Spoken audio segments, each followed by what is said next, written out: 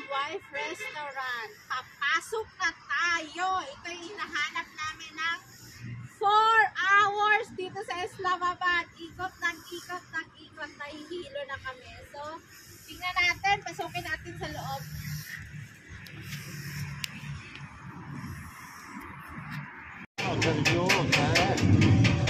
Bili kami ng itlog, 2 tray, tinapay.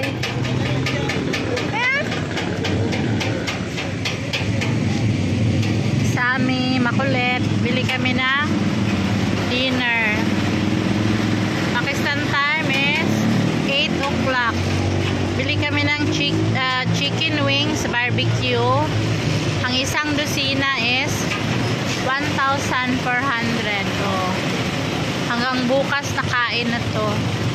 Videohan mo nga doon yung chicken wings natin. Ano, chicken wings? Videohan mo doon. Yes? Videohan mo. Videohan mo, dali.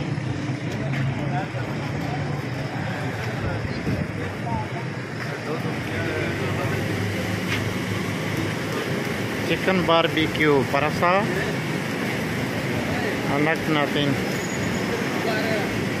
Bili na Ma'am Rosana. Gusto sila chicken barbecue.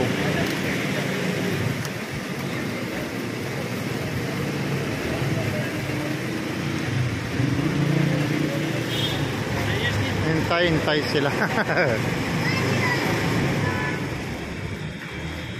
Sami kain cake. Ay. Basta. Night market. Night market yan ito. Nakamotor lang kami. Dahan-dahan lang pag-uwi. Night market. Meron coconut. Meron shawarma. So, Riyal.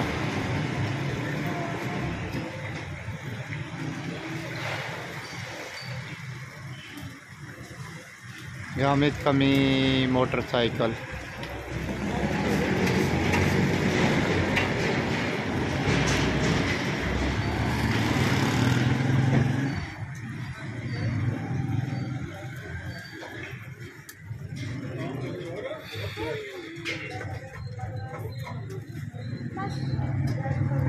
Guys, in the table now. Oh, serve na ng rice. Kunin mo lang dahil si Papa doon ikaw, yung yellow. Lagay sa plato.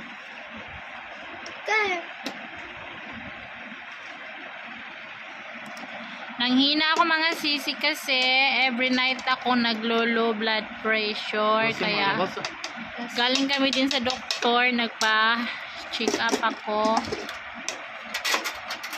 Dahil ko na si Papa.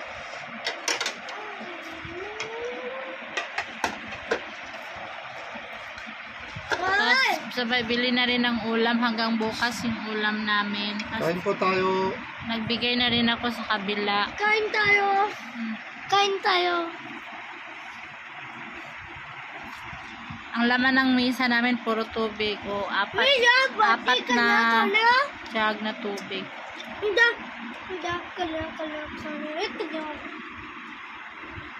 Ewan ko ba, pag tuwing gabi mga sisi, bumababa ang gabi, Shami.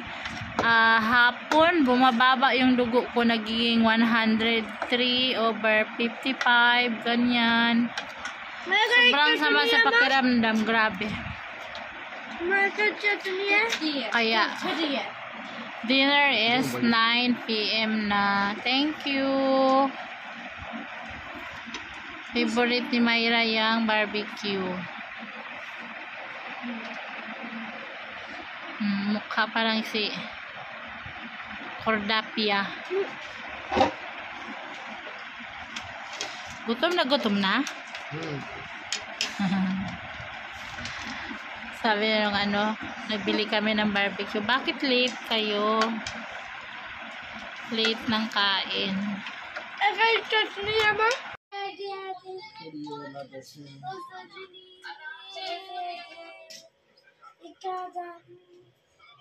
तुम्हारा प्लेट पर दो ना की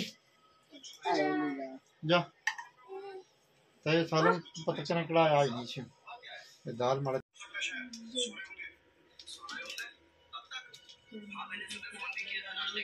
मार्च अप्रैल मई जून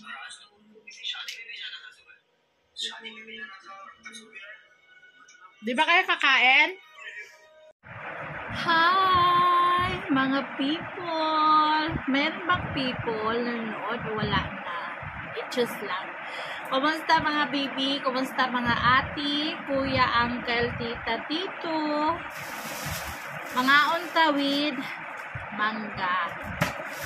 Mangga. Season ng mangga dito sa Pakistan ngayon, guys. May maasim, may matamis. Yung sa akin, binibili ko is matamis. Maasim.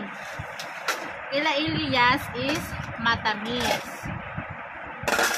Kain tayo ngayon ng tara! Ang ginagawa kong chicken biryani for the dinner. Actually, lunch at saka dinner, ito mga sisi of chicken and rice. Ito yung aking ginawa kaninang tanghali. Kumain na sila for lunch. Ngayon naman is dinner. Maaga ako kumain, nag-after 6 kasi ako. Oo. Tik na mahulog ang cellphone. Nag-after 6 ang mataba. 84 kilos ako ngayon, kakatimbang ko lang. Kapag winter, malamig, mataba ako 86, 87, ganyan. Ganyan lang, 86, 87. Minomonitor ko kasi yung kilo. Ngayon tag-init, 84 ako. So, maon tayo guys ng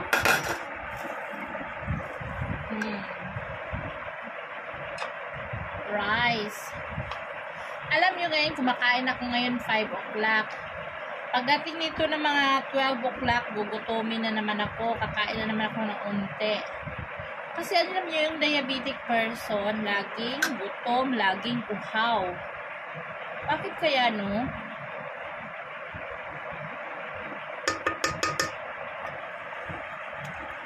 Laging gutom, laging uhaw. Guys, may kwento ako sa inyo. Alam nyo ba? Hindi mo makikita yung pagkain ko.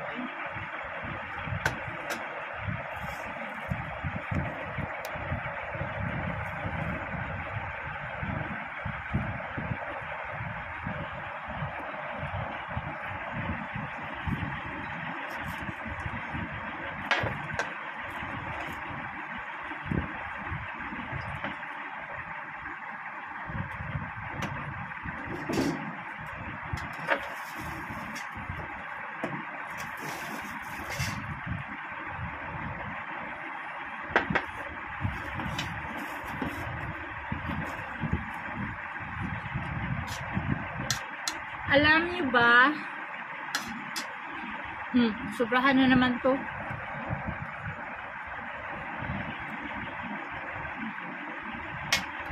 Alam niyo ba mga sisi? Ang blood pressure ko nagluluko. Medyo matagal-tagal na rin akong ganito. 2 mangga lang muna ngayon.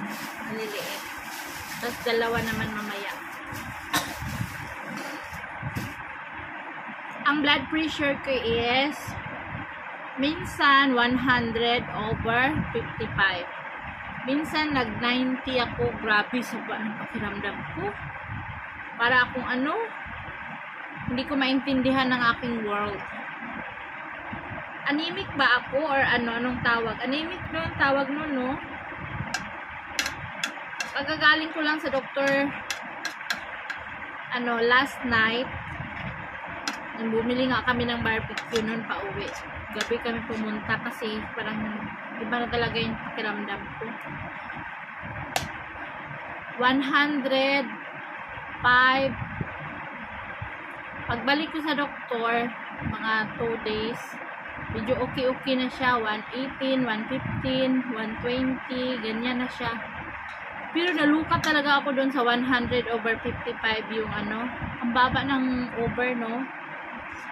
Ano kaya dapat kainin pag ganun? Sabi ng doktor, nagtanong ako, pag ganun, dok, malayo kami sa bayan, malayo kami sa Bihasnan. Anong gagawin? Sabi niya, wag kang tumayo, humiga ka lang, tapos isang basong tubig, hindi naman to baso, tabo ata to eh. Yung maliit-liit na baso, yung normal size na baso. Tapos, pence of salt daw, pink Himalayan salt ata yung sabi niya. Tapos yun ang inumin mo para ma-normalize yung blood. Sabi niya gano'n. So, yun pala. Nakakatakot dito. Malayo ka sa doktor tapos pag ganyan, gabi. Darating ka sa doktor, siguro patay ka na. Sa motorcycle, 1 hour nga namin na biyahe. Tapos yun.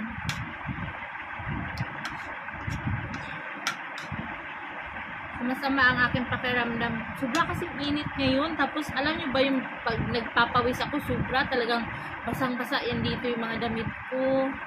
Nagpapawis ako. Tapos noon, after noon, pag ano na, gabi na, yan na, sumasama ng pakiramdam ko, naglo-low blood na masyado. Yung sugar ko, okay naman, monitor ko naman. May 200, 250, ganyan.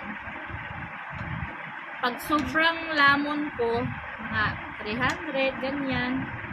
Nag-i-inject na ako ng insulin nun. 250 nga yung sugar ko, ano, mag-ano ako niyan, insulin at saka oral.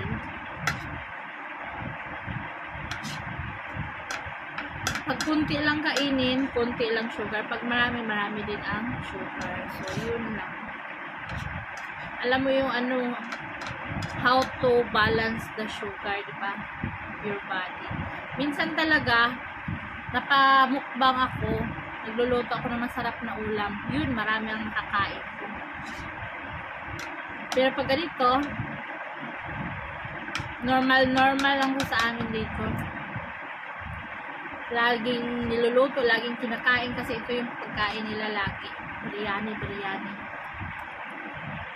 Ganito guys, yung rice na ito, hindi ito nakakarami ng sugar kasi binabad ito sa tubig, pinakuluan, tinapon yung pinagkakuluan, saka pa nilagay sa ano, maraming proseso.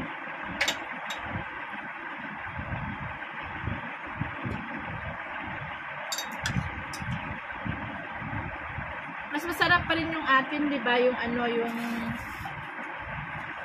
white rice. White rice, partner mo sa mangga. Sarap. Ulam. Kumbaga, naalala ko yung kababata namin dati. Kapag ting mangga na, tapos umuulan, mahangin, naku, paunahan doon sa puno ng mangga kahit hindi sa amin. Dala ng plastic. Alala ko talaga. Tapos ganito kaliliit. Ulam na namin yun.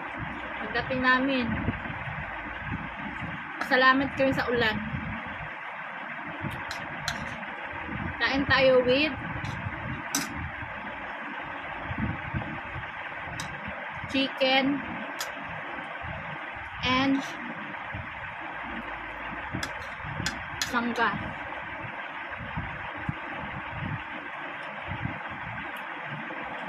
May mangga na matamis.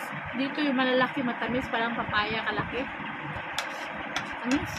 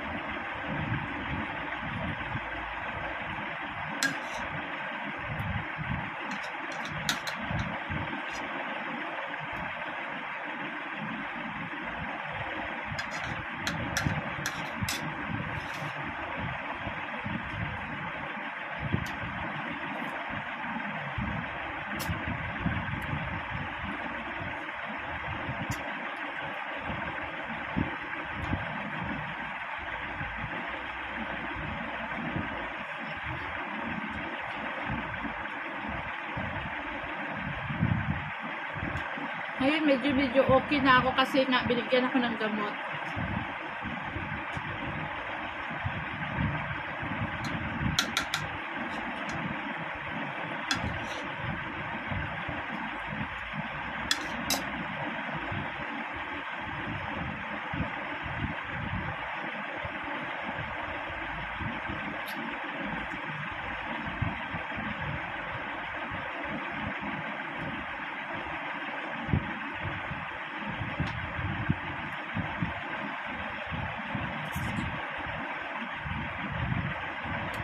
Nagtataka kayo bakit ganito yung damit ko lagi. Ito yung sinusuot ko pang bahay. Dalawa ito. Yung mga duster ko. Hindi ako nagsa-shalwar kamis. Yung long sleeve saka pajama. Mainit.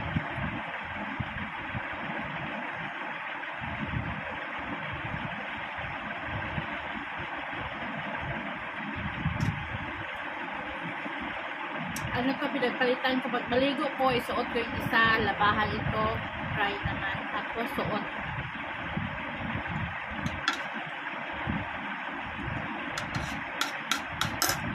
Malaki talaga yung ano no, pag tumatanda ka na. Kaka 41 ko lang, malaking pagbabago sa katawan pag ano, medyo maedad na. Lapas na sa kalendar ba?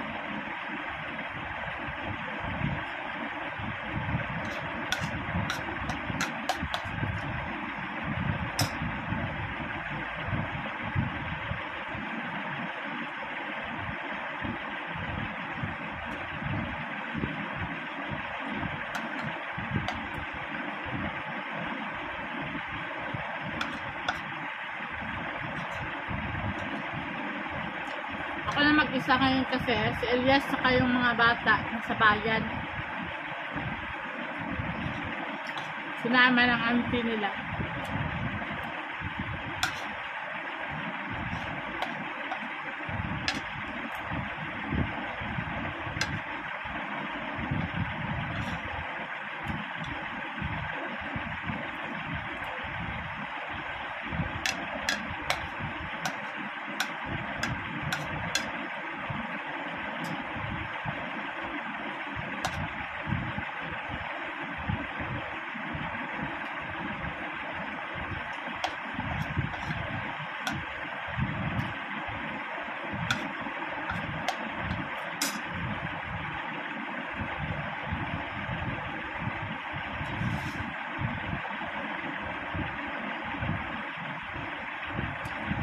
After nito maglalakad ako. Magpapawis ako. Tapos magugutom na naman. Tapos kakain na naman ng konti.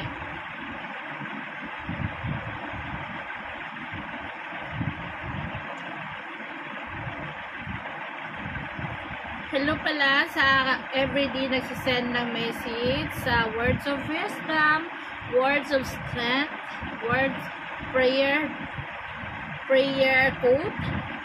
Ma'am Efifania, Ma'am Evelyn Sales, kay Madam Victoria, Madam Nairi, thank you. Sa lahat, salamat. Madam Belia Yongko, thank you. Salamat sa inyong lahat sa still sumuporta sa akin. Salamat.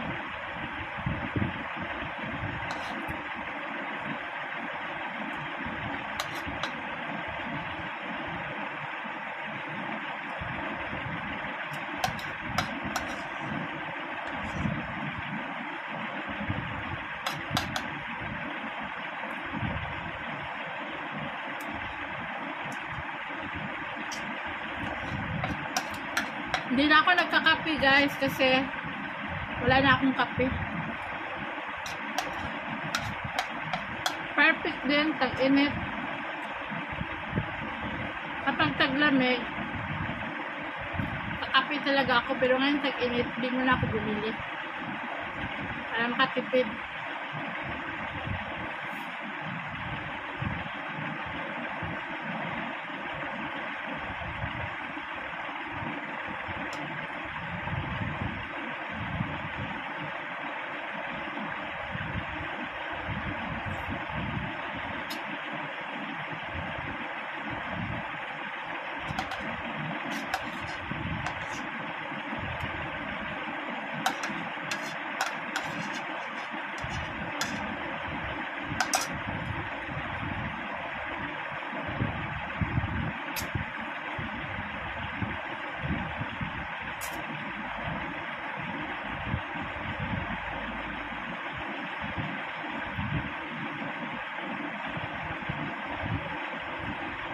Kasi kang kumain ng mahirap, di ba? Wala talagang pera.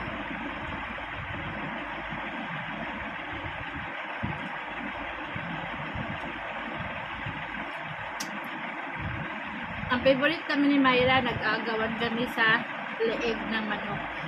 Kung nasisibawal ba kainin ng leeg ng manok? Parang may nabalitaan ako sa nanay ko. Ang mga babae, hindi maganda kumain ng leeg sa manok. Kasi daw, sunod-sunod daw sa lalaki. Parang pinatamaan na ako ng nanay ko. Sabi ng nanay ko, sunod-sunod ka rin sa asawa mo, wala namang trabaho. Ano susunod mo? Ah? Ay, naku, ang nanay ko talaga.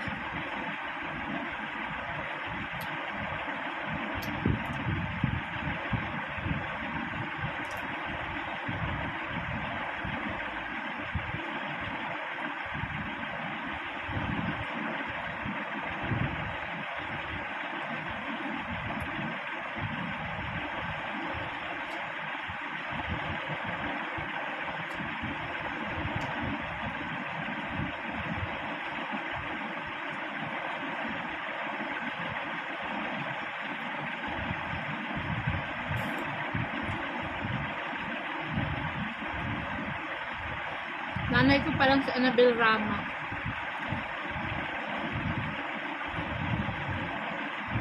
Gusto kang bayhana ka?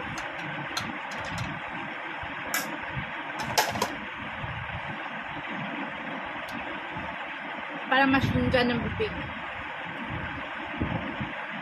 Machine gun. So guys, thank you for watching. Salamat. Sana nabusog din kayo sa kinain nyo, sa inyong hapagkainan.